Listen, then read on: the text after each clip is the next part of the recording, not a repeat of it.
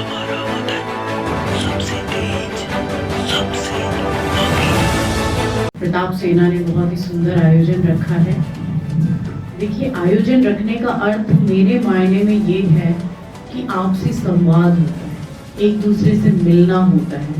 और जब व्यक्ति एक दूसरे से मिलेगा नहीं, तब तक ना तो किसी समस्या का हल होगा, ना ही आपस में पता चलेगा। इसीलिए आज के आयोजन के लिए मैं दशरथ सिंह जी को बहुत बहुत बधाई देना चाहूँगी। उन्होंने इतना अच्छा आयोजन रखा, उनकी पूरी कार्यकारिणी को बधाई देना चाहूँगी।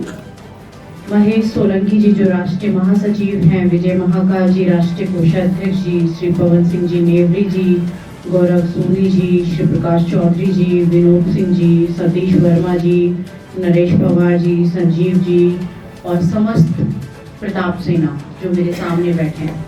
देखिए, मंच पर और मंच के सामने बैठने में सिर्फ थोड़ा सा फर्क है कि आप सब लोगों ने यहाँ बिठाया है और यहाँ आप अपनी मर्जी से बैठे हैं। तो आप सबसे ज्यादा बलशाली लोग हैं जो सामने बैठे हैं। इसलिए सबसे पहले आपके बिना ना तो कोई संगठन चला है, मंच से कभी भी संगठन नहीं चलता। संगठन नीचे जो कार्यकर्ता होता है उससे चलता है। इसलिए उसकी ताकत, संगठन की ताकत सामने बैठने वाला व्यक्ति होता है जो हर घर में काम करता है, हर गली में काम करता है, हर मोहल्ले में काम करता है। संगठन के अध्यक्ष उतना नहीं जानते जितने कार्यकर्ता लोगों को जानते हैं। इसलिए संगठन की ताकत सामने बैठने वाले लोगों से होती है। और मेरे लायक कभी भी कोई काम हो, आप बेझिझक बताइएगा, मुझे अच्छा लगेगा। हमारा और आपका संवाद इतना होना चाहिए कि आपको दर्द हो तो हमें भी दर्द होना चाहिए और हमें दर्द हो तो आपको भी दर्द होना चाहिए। ये असली कारण है जिससे आप एक दूसरे की मदद करेंगे। आज आपने देखा होगा कि जो पहले हमारी सभ्यता थी, महाराणा प्रताप जी जिस समय में थे, उस समय तो अगर किसी को वचन दे दिया, कह दिया मैं तेरे साथ खड़ा हूं, तो फिर चाहे जान चली जाए। लेकिन आज का समय क्या है? बिल्कुल विपरीत है। असली कारण ये है कि हम हमारी सभ्यता, हमारी संस्कृति, इन सबको भूल चुके हैं। मैं जितनी भी महिलाएं बैठी हैं उनको भी बताऊंगी। सबसे पहले तो लोग आजकल क्या समझने लगे हैं कि हाउसवाइफ बिल्कुल कुछ नहीं होती है। हाउसवाइफ 10 लोगों को चलाने वाली होती है। मैंने कहा, संगठन चलाने में जो ऊपर बैठे हैं वो काम नहीं करते हैं, जो नीचे बैठे हैं वो काम करते हैं। ऐसे ही घर के अगर 10 लोग काम करते हैं तो उन लोगों को 10 लोगों को भेजने वाली एक महिला होती है, तब वो बाहर जाता है। इस चीज को हमें समझना होगा कि हमारी जो महिलाएं हैं उनकी भागीदारी हर चीज में बराबर की होनी चाहिए। आधी आबादी की बराबरी की हिस्सेदारी होनी चाहिए। फिर वो संगठन हो, फिर वो घर हो, फिर वो बाहर हो, कुछ भी हो। और जितने भी मेरे युवा भाई बैठे हैं मैं उनको भी कहूंगी, युवा ताकत वो ताकत है जो चाहे जमाने से लड़ जाए। जो जलन हमारे पहले युवाओं में होती थी वो आजकल नहीं हो रही है। आजकल वो दूसरी तरफ जा रहे हैं, नशे और ऐसी चीजों में, फोन, इन सब में जा रहे हैं। ये बिल्कुल गलत माध्यम है। आप एक संगठन में बैठे हैं, इसलिए मैं आपको ये कहना चाहती हूँ, आप लोग रोल मॉडल बने उन युवाओं के जो आपको देखकर कहे कि ये प्रताप सेना के लोग, युवा भाई हैं, देखिए ये कितने संस्कारित हैं।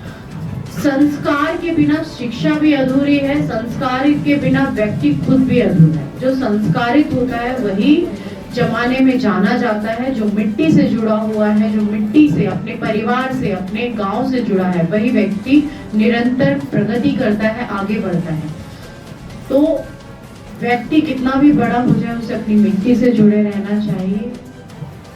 वेशभूषा आप कैसी भी पहन सकते हैं, लेकिन जो सभ्यता अपनी खुद की पारंपरिक वेशभूषा पहनने में उसका गर्व की अनुभूति ही अलग है। तो इसीलिए जो व्यक्ति मिट्टी से जुड़ा होगा, अपने गांव से, अपने संस्कारों से जुड़ा होगा, उसकी पहचान अलग ही दिखती है। और मेरा मानना है कि व्यक्ति को सिर्फ और सिर्फ अपने जीवन में बदलाव दिखावे के लिए नहीं करना चाहिए, अपनी सोच के अंदर करना चाहिए, अपने कार्य के अंदर करना चाहिए। आप इतने सक्षम हैं तो आपको 2 लोगों की मदद करनी चाहिए, ना ही उसका दिखावा करना चाहिए। और ये जो दिखावे की चलन है इसको हमें खत्म करना चाहिए। आप प्रताप सेना है, प्रताप जी की जीवनी को जितना भी पढ़ेंगे उतना उनसे हर बार नया सीखने को मिलेगा। जो कभी ना किसी से डरे थे, ना किसी के आगे झुके थे, चाहे कितना भी संघर्ष हो। संघर्ष व्यक्ति को निखार के लाता है। संघर्ष, किसी ने कहा है कि जिंदगी में कुछ और नहीं होगा तो संघर्ष से कुछ सीखने को तो मिलेगा। हार जीत तो भाग्य की कहानी है। आपने अपनी अधम शक्ति के साथ अगर कोई लड़ाई लड़ी, लेकिन उससे भी आपको फायदा ही होगा, आप हारोगे कभी नहीं। भले ही भी हार भी गए तो आप उसमें कुछ सीख के आओगे, उसमें से कुछ निखर के आओगे। इसीलिए संघर्ष को कभी भी ऐसे नहीं लेना चाहिए कि मेरे साथ ही क्यों है। और ईश्वर की कृपा है, जब जब भगवान ने किसी की परीक्षा ली है तो उससे कुछ ना कुछ बड़ा करवाने के लिए उसकी परीक्षा ली है। इसलिए संघर्ष करते रहे, घबराए नहीं, एक दूसरे का सहयोग बने। इतनी बड़ी प्रताप सेना अगर पूरे सिविल लाइंस में काम करे, पूरे राजस्थान में काम करे, तो आप इतने अनेकों अच्छे काम कर सकते हैं, अनेकों लोगों तक पहुंच सकते हैं जहां तक हम भी नहीं पहुंच सकते, कोई सरकार नहीं पहुंच सकती। और मैं ये कहूँगी सरकार भी उन्हीं के आगे झुकी है जो एक रहे हैं, जिनके उसूल एक रहे हैं, जिन्होंने कभी भी, वही महाराणा प्रताप जी वाली जीवनी की कहानी है कि उन्होंने अंग्रेजों के अकबर के आगे भी झुके नहीं थे। ऐसे ही अगर आप किसी भी सरकार के आगे नहीं झुकेंगे, आपके उसूल पक्के हैं, फिर संघर्ष कितना भी हो, संघर्ष 2 साल का हो सकता है, 5 साल का हो सकता है, 6 साल का हो सकता है, लेकिन आप अपने उसूलों पे टिके हुए हैं तो जीत आपकी ही होगी। सरकार को आपके आगे ही झुकना होगा। इसीलिए आप सब लोग एक रहिए, संगठित रहिए, समाज के लिए काम कीजिए। सेवा परमो धर्म है, जिसने सेवा की है उसको फल जरूर मिलेगा। और समाज को उद्धार करते रहिए, समाज के अंदर जागृति पैदा करते रहिए। पुनः आज के लिए बहुत बहुत बधाई, बहुत बहुत धन्यवाद, आपने मुझे यहाँ बुलाया। बहुत बहुत धन्यवाद। जय हिंद, जय भारत, राम राम।